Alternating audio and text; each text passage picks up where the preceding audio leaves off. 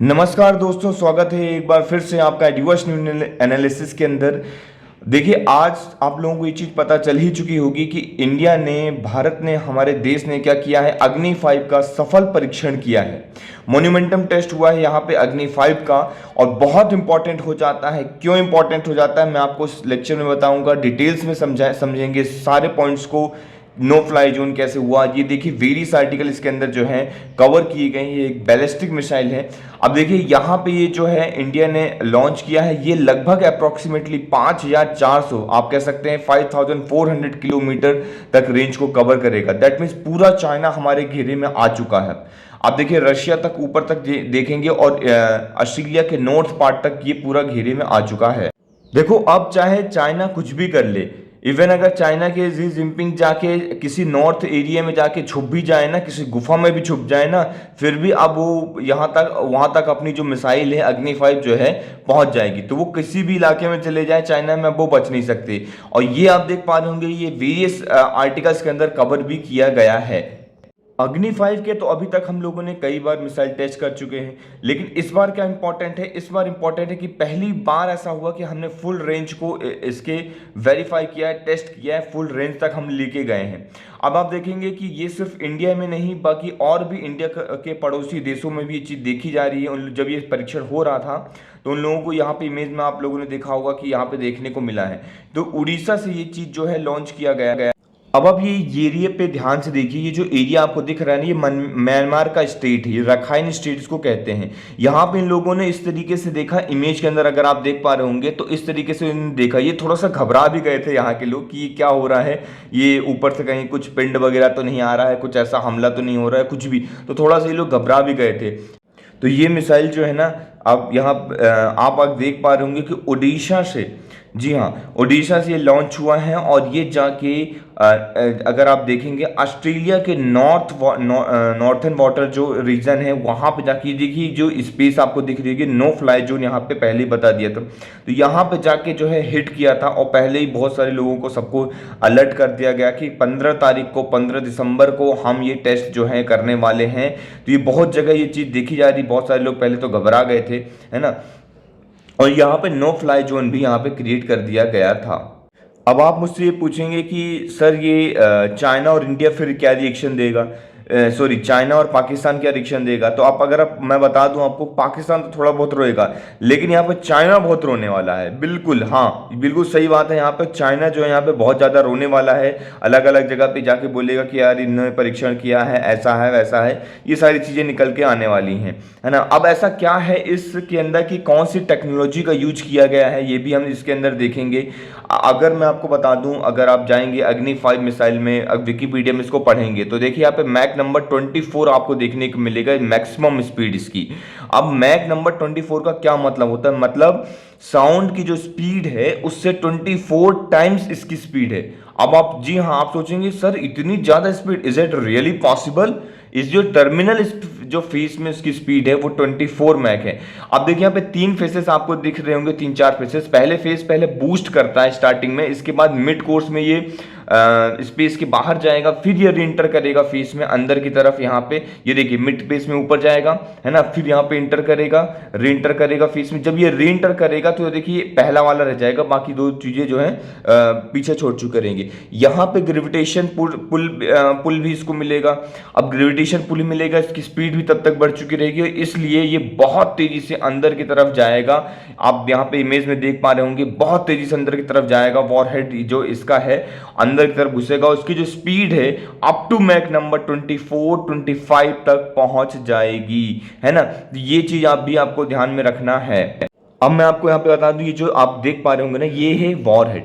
अब यही जो क्या करता है, यही जाके हिट करता है, और ये जब लास्ट फेज में या टर्मिनल फेज में पहुंचता है ना, तो इसको रोक पाना बहुत ज्यादा मुश्किल हो जाता है। आप देख पा रहे होंगे जो टर्मिनल फेज है, इसी में जो इसकी स्पीड है मैक 24 तक अचीव हो जाती है, और इसको तब रोक पाना बिल्कुल नामुमकिन जैसा है। और अगर कोई कोशिश भी करता है तो में भी हो सकता है कि एक आध दो वहां पे वो अटेम्प्ट कर ले, तो जैसे उसने रोकने की कोशिश करी है ना, थोड़ा बहुत उसने किया, तो हो सकता है थोड़ा बहुत कर ले, लेकिन चाइना को पता है कि इससे वो बिल्कुल भी बच नहीं सकता सकता है 100% श्योरिटी के साथ। अब चाइना बिल्कुल भी हमसे बच नहीं सकता है ना। तो ये चीज़ भी आपको यहाँ पे ध्यान में रखना है कि मैक नंबर 24 इसकी स्पीड बहुत ज़्यादा हाई है ना। टर्मिनल फीस में जो हो जाते हैं ग्रेविटी की वजह से इसकी जो स्पीड है बहुत तेजी से बढ़ जाती है। अब देखिए, अगर आप ये पूछेंगे कि जो चाइना का एक शिप था, स्पाई शिप था युआन वोंग 5, है ना, अगर आप यहाँ पे देख पा रहे होंगे, जो कि इंडियन ओशन रीजन में जो है चक्कर लगा रहा था और देख रेख कर रहा था।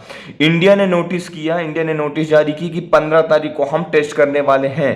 उसके एक दिन पहले, जी हाँ, उसके एक दिन पहले ही चाइना ने ये शिप को वापस बुलवा लिया। बिल्कुल डर गया चाइना, यहाँ पे वापस बुलवा लिया। उसने बोला कि भैया अब हम वापस लेके जाते हैं, और ये सारी चीजें इन्होंने बंद कर दी। अब ये वापस लेके चले गए, है ना। और मैं आपको बता दूं, इसके अंदर जो टेक्नोलॉजी का यूज किया गया है, जी हाँ, इसके अंदर कुछ एक स्पेशल टाइप ऑफ टेक्नोलॉजी का यूज किया गया है जो बाकी की अग्नि मिसाइल से थोड़ा सा अलग है ना। और इसके अंदर अगर आप देखेंगे, जो इक्विप मिसाइल है, जो बहुत ज़्यादा हल्का है एक तो मिसाइल, और दूसरा ये है कि multiple independently targetable re entry vehicle, इसका नाम याद रखना है आपको, MIRV। इसके अंदर क्या होता है, मल्टीपल वॉरहेड्स होते हैं, है ना। अब जैसे कि एक जा रहा है, जब लास्ट फेज में आएगा तो वो मल्टीपल वॉरहेड्स आपको दिखेंगे और फटाफट फटाफट फटाफट क्या होगा, अटैक करना स्टार्ट कर देगा। अब सोचिए 24 मैक की स्पीड से ऐसे मल्टीपल अटैक होंगे तो क्या चाइना या कोई भी देश अपने आप को बचा पाएगा? Not possible. मतलब एक तरीके से क्या है ये, एक तरीके से ये 100% सक्सेस रेट है। सोचिए एक जा रहा है, एकदम से उन्हें दिखेगा कि यार बहुत सारे वॉरहेड आ गए, है ना, यहाँ पे मल्टीपल वॉरहेड लगे रहेंगे तो बहुत सारे वॉरहेड आ जाएंगे और एकदम से अटैक करना स्टार्ट कर देंगे, फटाफट फटाफट अटैक यहाँ पे स्टार्ट हो जाएगा। तो ये चीज यहाँ पे देखने को मिलती है, जो कि इस मिसाइल की सबसे ज्यादा खास बात है। और ये इसी प्रकार से ये मिसाइल इस अपने आप को क्या बनाती है, 100% सक्सेस रेट बनाती है। आप यहाँ पे इमेज में भी देख पा रहे होंगे कि जिस तरीके से परीक्षण किया गया है, तो यहाँ पे इस तरीके से बस आसमान में इस तरीके से मल्टीपल वॉरहेड देखने को मिलेगा। पहले तो सिंगल आ रहा था, अब ये मल्टीपल तरीके से ये आपको देखने को मिल रहा होगा कि ये किस तरीके से गिर रहा है ना। अब इंडिया चाइना की मैं बात करता हूं कि चाइना क्या करेगा। रशिया ने अभी रिसेंटली मैं बात करता हूं कि एक्टिवेट किया अपने न्यूक्लियर ICBM RS-24 को, जो कि कहा जा रहा है कि वो 12 गुना ज्यादा जो है, जैसे यूएस ने एटॉमिक बम जो गिराया था, स्ट्रक किया था हिरोशिमा नागासाकी के अंदर, उससे 12 गुना ज्यादा स्ट्रॉन्गर है। आप सोचिए कितना। अब मैं ये चाहता हूं, या मैं ये बिल्कुल आशा करूंगा, ये वो करूंगा कि इसका यूज कभी ना हो, क्योंकि अगर इसका एक बार यूज हो गया, अग्नि 5 का परीक्षण हो गया, या परीक्षण होने के बाद इसका अगर कभी यूज हुआ, तो जैसा कि अभी अरुणाचल प्रदेश में देखने को मिला था, अरुणाचल प्रदेश में फ्यूचर में मतलब डंडे से लड़ाई की जा रही थी, तो जाएंगी सारी मिसाइलें, सब कुछ तहस नहस हो जाएंगी, सब लोग खत्म हो जाएंगे, है ना। तो ये बहुत इंपॉर्टेंट न्यूज़ थी जो मैंने स्टार्टिंग में ही आप लोगों से डिस्कस करी। चलिए मूव करते हैं आज के हमारे इंपॉर्टेंट न्यूज़ डिस्कशन की ओर। So today is 16 December 2022 and we are going to discuss the Hindu newspaper analysis. The first article which we are going to discuss is related to China builds roadway road near Tri Junction. देखिए, इसके पहले कि हम newspaper को analysis को start करते हैं, छोटी सी इंफॉर्मेशन आप सभी लोगों के लिए। If you want to join this PDF of the lecture, तो आपको क्या करना है, टेलीग्राम ग्रुप में जाना है, वहां पे हमारे ग्रुप को ज्वाइन कर लेना है। टेलीग्राम ग्रुप को ज्वाइन करने के लिए आपको डिस्क्रिप्शन बॉक्स में लिंक दी गई है, वहां से भी ज्वाइन कर सकते हैं। डिस्क्रिप्शन बॉक्स में मैंने इंस्टाग्राम, फेसबुक की भी लिंक दी गई है, तो वहां से आप हमारे पेजेस को भी फॉलो कर सकते हैं। क्लियर। बहुत सारे इंपॉर्टेंट आर्टिकल्स, न्यूज़ चीज़ें मैं यहाँ पे डालता रहता हूँ, तो यहाँ से आप यहाँ पे डायरेक्टली यहाँ पे हमें फॉलो कर सकते हैं। साथ ही साथ अगर आप मुझसे जुड़ना चाहते हैं, कोई भी आपकी एग्जाम सब्जेक्ट या पर्सनल क्वेरीज हैं, तो आप मुझसे यहाँ पे जुड़ सकते हैं। _प्रकाश द्विवेदी _ के नाम से मेरी ID है, आप मुझसे यहाँ पे डायरेक्टली जुड़ सकते हैं और मुझसे कोई भी क्वेश्चन पूछ सकते हैं। किसी भी प्रकार का कोई भी डाउट होता है तो आप सिंपली मुझसे पूछ सकते हैं। चलिए आगे बढ़ते हैं। The first article which we are going to discuss is related to China. देखिए, मैंने जैसे कि आप लोगों को बताया, अभी एक न्यूज़ हमने डिटेल्स में डिस्कस करी, है ना, परीक्षण वगैरह हुआ था। देखिए, चाइना बहुत ज़्यादा इंपॉर्टेंट हो जाता है। क्यों इंपॉर्टेंट हो जाता है? हमारे एग्जामिनेशन पॉइंट ऑफ व्यू से। मैपिंग में जाना है, मैपिंग में चाइना को निहारना है ना, ध्यान से देखना है चाइना को, सारे प्रोविंसेस को उसके देखना है, साथ ही साथ जो बाउंड्री लगी हुई है ना, उस बाउंड्री को देखना है। जो डिस्प्यूटेड एरिया है उसकी बात कर रहा हूं मैं, उसे देखना है। अगर आप इस ध्यान से देखेंगे इस रीजन को, है ना। तो आप देखेंगे ये नेपाल वाला हमारा नेपाल का पार्ट है, क्लियर। ये सिलीगुड़ी कॉरिडोर है ना। ये जो है चिकन नेक कहते हैं, ये सिलीगुड़ी कॉरिडोर इसको कहते हैं, है ना। ये नीचे आ जाता है बांग्लादेश, ये आ गया बांग्लादेश, इसको वो कर देते हैं, ठीक है। ये आ गया बांग्लादेश, ये क्लियर हुआ ना। ये हो गया हमारा सिक्किम वाला पार्ट। अब देखिए ये तिब्बत चाइना का पार्ट है। अब लेकिन यहाँ पे डिस्प्यूटेड क्या है कि ये जो भूटान का एरिया, ये भूटान का एरिया, चाइना सिर्फ इंडिया से नहीं, हर देश से जो भी उसके बाउंड्री देश हैं उस सब से यही चीजें करता है। तो यहाँ पे जो एक एरिया है डोकलाम प्लेट्यू, ये कौन सा एरिया है? डोकलाम प्लेट्यू। ध्यान से मैं आपको दिखा रहा हूं डोकलाम प्लेट्यू कहां पे है, बिल्कुल जूम करके दिखा रहा हूं, है ना। इतने ज्यादा क्लियर आपको बिल्कुल अब कभी होगा नहीं। यहां पे अगर आप देख पा रहे होंगे ये जो है ये है डोकलाम प्लेट्यू। ये आप ध्यान से अगर आप देखेंगे तो ये जो है ये क्या है? डोकलाम प्लेट्यू। अब ये जो एरिया है इसके बाजू वाला जो एरिया है यहाँ पे चाइना क्या करता है? चाइना क्लेम करता है, ये जो लाइन है इस लाइन को क्लेम करता है। वो बोलता है कि ये जो पार्ट है ये पार्ट किसका है? ये पार्ट उसका है, किसका? चाइना का, है ना। तो ये इस तरीके से डिस्प्यूट क्रिएट करता है चाइना, ये आपको पता होना चाहिए। Beijing has been improving infrastructure and arranging additional deployment along the eastern sector of LAC, ठीक है, लाइन ऑफ एक्चुअल कंट्रोल। ये आपको पता होना चाहिए। Near Doklam that saw peace in 2017, clear. तो ये सारी इंपॉर्टेंट चीजें हैं, तो इसकी मैपिंग आपके लिए इंपॉर्टेंट हो जाता है। ऐसा नहीं कि दिन भर आप न्यूज में पड़े रहे, है ना। तो आपको क्या करना है? मैपिंग इसकी कवर करके आना है। ये आपका आज का होमवर्क है। आपको पूरा जो भी इस तरीके से बाउंड्री की मैपिंग है एक एक लोकेशन को जाके ध्यान से देखना है। बस अगर आप उतना चीजें करते जाते हैं जितना मैं आपको बताता हूं तो डेफिनेटली आपकी बहुत सारी चीजें हैं अपने आप सॉल्व हो जाएंगी, याद हो जाएंगी चीजें। देखिए सेकंड न्यूज आपके सामने यहां पे, state can enact law on a uniform civil code. State जो है यूनिफॉर्म सिविल कोड के ऊपर लॉ बना सकता है। आप सभी को पता होगा यूनिफॉर्म सिविल कोड लॉ जो है UCC जो है वो किस आर्टिकल के अंदर आता है? वो आता है under article 44 of the constitution of India. Under article 44 के अंदर UCC मेंशन है, जो कि हमारे कॉन्स्टिट्यूशन के अंदर आता है ना। यहाँ पे लीड करने वाले कौन से स्टेट्स हैं उसको हम देख लेते हैं। जैसे कि मैं बता दूं आपको कि गोवा एक ऐसा स्टेट है इंडिया के अंदर सिर्फ जहां पे UCC जो है लागू है, सिर्फ और सिर्फ गोवा के अंदर। सेकंड में बात करता हूं, while Uttarakhand was the first, पहला है जो जिसने पैनल किया है to explore the possibility of the common civil code, है ना। गुजरात गवर्नमेंट ने also announce the intention of doing just ahead assembly election के पहले इन्होंने ये चीज बोली। अभी UCC के अंदर मध्य प्रदेश के अंदर भी अर्लियर इन दिस मंथ, मतलब इसी महीने के अंदर मध्य प्रदेश के चीफ मिनिस्टर शिवराज सिंह चौहान ने भी ये चीज कही कि कमेटी उन्होंने बनाई would be constituted to implement UCC को इम्प्लीमेंट करने के लिए मध्य प्रदेश ने भी एक कदम उठाया।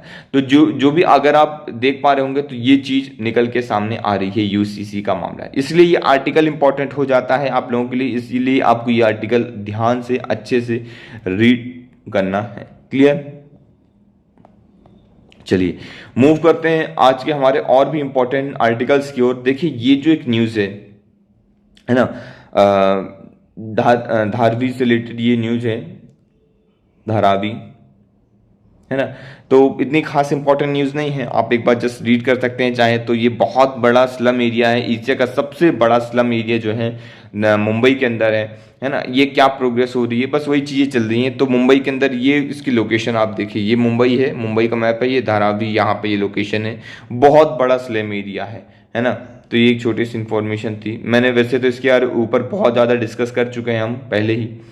फिर बैक टू पेंडोरा, ये हमारे लिए इंपॉर्टेंट नहीं है बिल्कुल भी, बस मैंने लगा दिया है अगर आप देखना चाहें तो। Tamil Nadu stop auction of stolen Nataraja idol in France.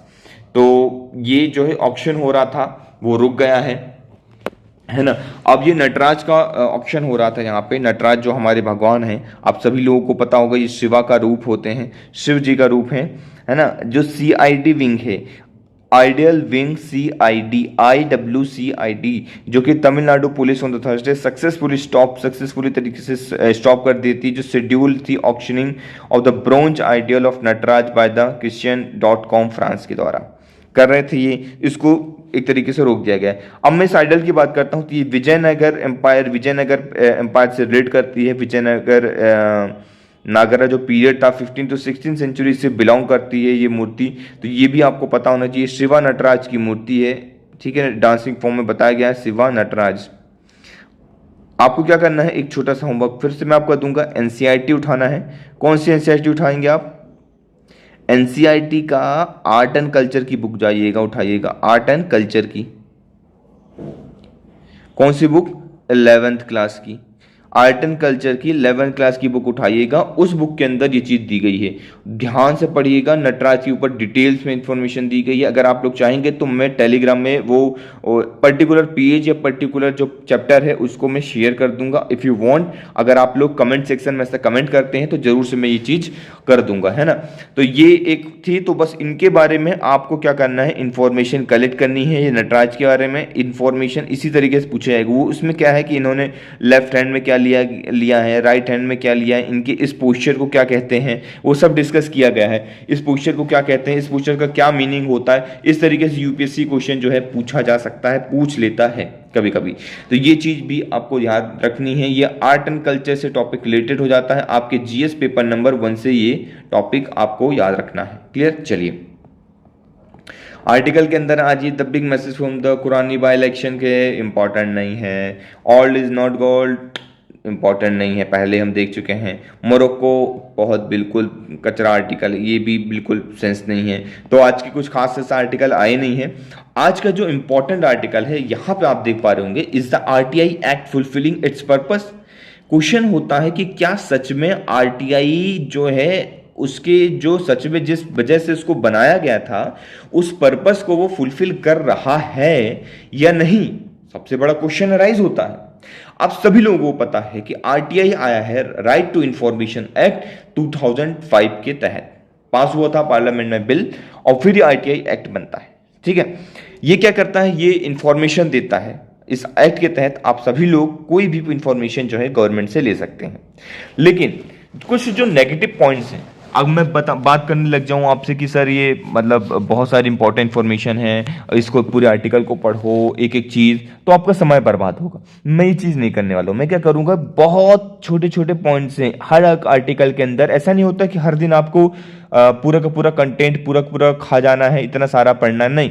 एक एक दो पॉइंट, एक एक दो आर्टिकल से उठाने हैं, वही पॉइंट्स को यूज करना है आंसर राइटिंग के अंदर, और वही ही इंपॉर्टेंट होता है। जब वो क्वालिटी आंसर को यूज करते हैं, क्वालिटी पॉइंट्स को, तो आपको नंबर अच्छे मिलते हैं।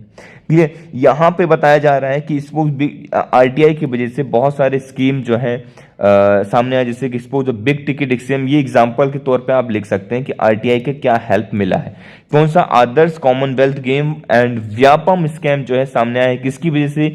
आरटीआई की वजह से सामने आए हैं। तो इनका एग्जाम्पल आप लिख सकते हैं। तो ये एग्जाम्पल आपको क्या कर लेना है, नोट डाउन कर लेना है। कहाँ पे? अपने नोट्स के अंदर। फिर क्या नोट डाउन कर लेना है? फिर बोला जा रहा है कि यार इसको बहुत ज़्यादा डाइल्यूट कर रहे हैं। जो भी गवर्नमेंट आ रही है उसको डाइल्यूट करने की कोशिश कर रही है। इवन जिस गवर्नमेंट ने ये एक्ट लेके आई थी वो गवर्नमेंट तक इसको डाइल्यूट करने की कोशिश कर रहे थे।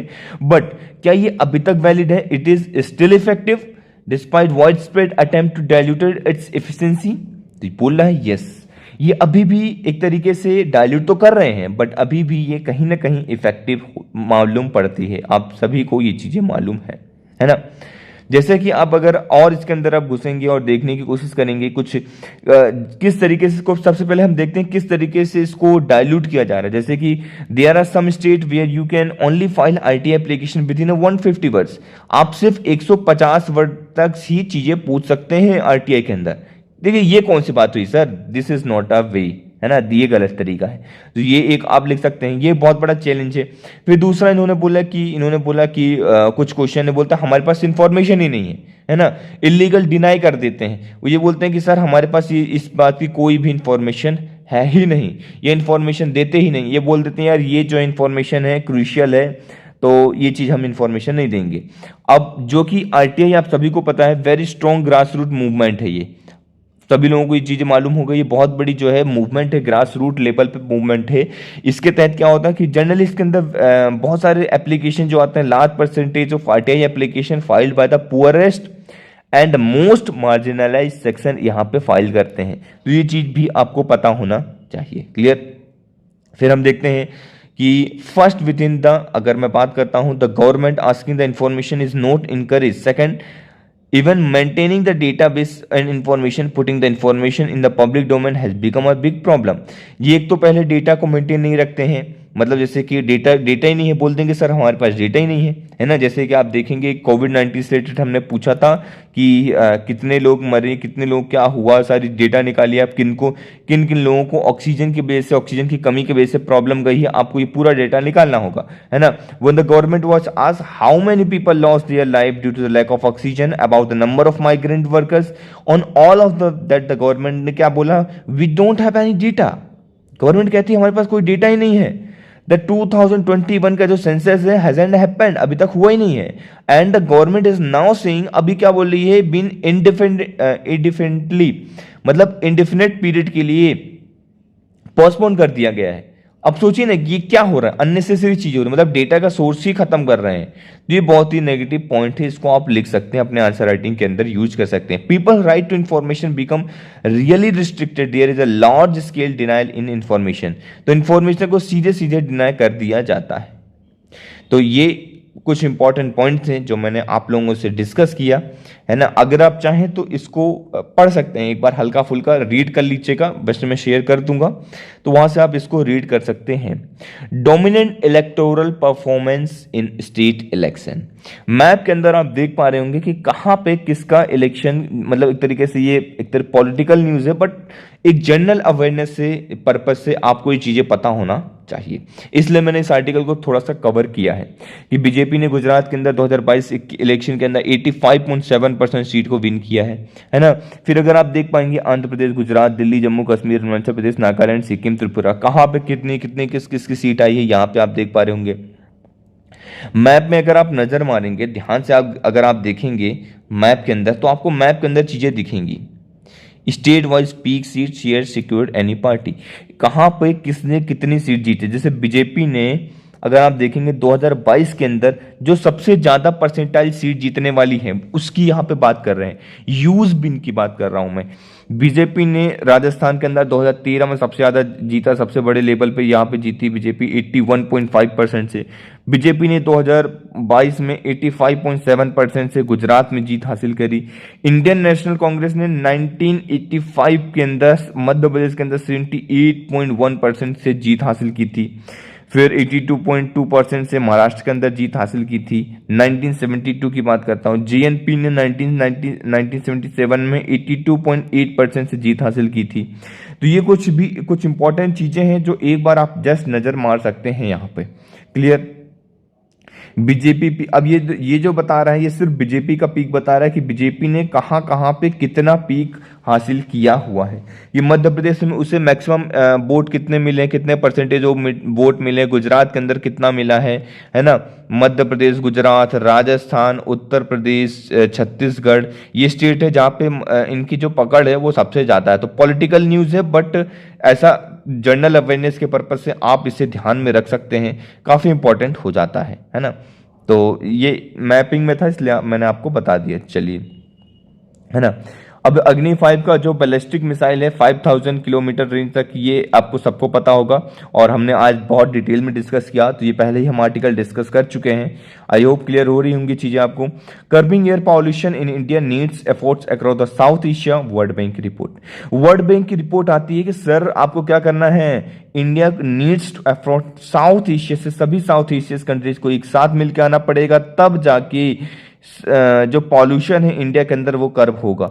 जो इंडिया का पॉल्यूशन जो है वो सिर्फ इंडिया का पॉल्यूशन नहीं बल्कि हर साउथ एशियन का पॉल्यूशन है। ये यहाँ पे ये वर्ल्ड बैंक की रिपोर्ट के अनुसार ये चीज बताई गई है, क्योंकि चारों तरफ से जो हवा जो है, हवा और पानी क्या है, किसी कंट्री को तो देखते नहीं है कि किसी कंट्री तक सीमित नहीं है, वो क्या है, वो तो असीमित है, यहां से वहां से वहां घूमते रहते हैं। जैसे कि बचपन में एक पोइट्री पढ़ी थी मैंने कि हवा हूँ हवा में बसंती हवा हूँ, जिधर चाहती हूँ उधर घूमती हूँ, न घर बार मेरा न रास्ता मुसाफिर, हवा हूँ हवा में बसंती हवा हूँ। तो एक छोटी सी कविता थी जो मुझे याद आ गई, मैंने आप लोगों को बता दी। तो उसी तरीके से ये बात है कि जो पॉल्यूशन है वो किसी एक कंट्री का नहीं होता, यहाँ से वहाँ वहाँ से यहाँ घूमता रहता, हवा के माध्यम से, पानी के माध्यम से वो एक जगह से दूसरी जगह जो है इजिली पहुंच जाता है ना। इसलिए इंपॉर्टेंट हो जाता है कि जैसे कि अब जब भी आप सार्क के बारे में लिखें तो ये पॉइंट आप लिख सकते हैं, है ना। कनेक्टिंग लाइन आपको ढूंढना है, SRC। तो कनेक्टिंग लाइन आपको कैसे ढूंढना है ये मैं आपको बता देता हूं। सार्क को यहां पे ध्यान पे रखना है कि जब भी आप लिखें पॉल्यूशन से रिलेटेड चीजें तो सार्क को मेंशन कर दिए। सार्क को लिखें तो आप ये मेंशन कर दें कि वर्ल्ड बैंक की रिपोर्ट आई थी कि साउथ एशिया में हमें साउथ एशियन सभी कंट्रीज को मिलकर काम करना होगा, और साउथ एशियन की जो कंट्रीज हैं उन सब का एक ही ऑर्गेनाइजेशन है, वो क्या है, सार्क है। इसलिए सार्क को रिवाइव करने की भी आवश्यकता है। क्लियर हुआ पॉइंट्स आपको, है ना। तो वही सारी चीजें बताई जा रही हैं इस आर्टिकल के अंदर कि कितना पर्टिकुलेट मीटर वगैरह है, PM वगैरह है, तो इसको हमें सही करना होगा। क्लियर, हमने डिटेल में डिस्कशन हुआ। फिर अब ये देखिए कि US created a Indo Pacific concept to contain China. US ने क्या क्रिएट किया है, मतलब जो इंडो पैसिफिक वर्ड है या इंडो पैसिफिक का कॉन्सेप्ट है वो कौन लेके आया है, वो यूएस लेके आया है। आपको ये चीज समझना है। इंडो पैसिफिक अगर आप देखेंगे वो Chinese ambassador to France Lu Shaye blames foreign forces training the recent protest in the country, है ना। यहाँ पे क्वाड की बात कर रहे हैं हम। क्वाड, चलिए बताइए कमेंट सेक्शन के अंदर कि क्वाड के अंदर कितने मेंबर कंट्रीज हैं, आपको ये बताना है। कितने कंट्रीज क्वाड के अंदर आते हैं ये कमेंट सेक्शन के अंदर आपको बताना है ना। मैं कई बार इसको क्वाड को डिस्कस कर चुका हूं पहले ही। तो जो इंडो पैसिफिक है, इंडो पैसिफिक जो वर्ड है वो ऐसा नहीं है कि पहले से वर्ड था। इंडो जो पैसिफिक वर्ड है वो किसका वर्ड है, वो यूएस ने एक तरीके से यूज किया है वर्ड, क्या करने के लिए, चाइना को कंटेन करने के लिए। चाइना तेजी से आगे बढ़ रहा था, इसलिए चाइना को कंटेन करने के लिए ये वर्ड का यूज किया गया है, चाइनीज, है ना। तो ये भी चीजें आपको यहाँ पे याद रखनी है। कुछ एक हल्की सी इंफॉर्मेशन थी, हमने डिस्कस कर ली, है ना। और इसमें कुछ खास इतना नहीं है कि आप जाके याद करेंगे। हाँ, ऑकुस आपको याद रखना है, AUKUS क्या होता है, चलिए कमेंट सेक्शन में बताइए आपको ऑकुस के बारे में, है ना। क्वाड टू ऑकुस, क्वाड, एक क्वाड और एक ओकुस, दोनों के बारे में पहले मैं डिस्कस कर चुका हूं। अगर आप फिर भी चाहेंगे कि मैं फिर से इसको डिस्कस करूं, कमेंट सेक्शन में बताइए, मैं डिस्कस कर लूंगा। लेकिन आपको इसके मेंबर कंट्रीज के नाम, कितने मेंबर्स हैं, कितने कंट्रीज इसके अंदर हैं, वो आपको बताना है। चलिए आज के लेक्चर हम यहीं पे समाप्त करते हैं। लेक्चर में कमेंट कीजिए फटाफट और इसको शेयर कर दीजिए, मैक्सिमम लोगों तक फैला दीजिए, जिससे क्या हो जाए कि बिल्कुल हर जगह ये लेक्चर पहुंच जाए, है ना। चलिए तब तक के लिए thank you very much for the discussion.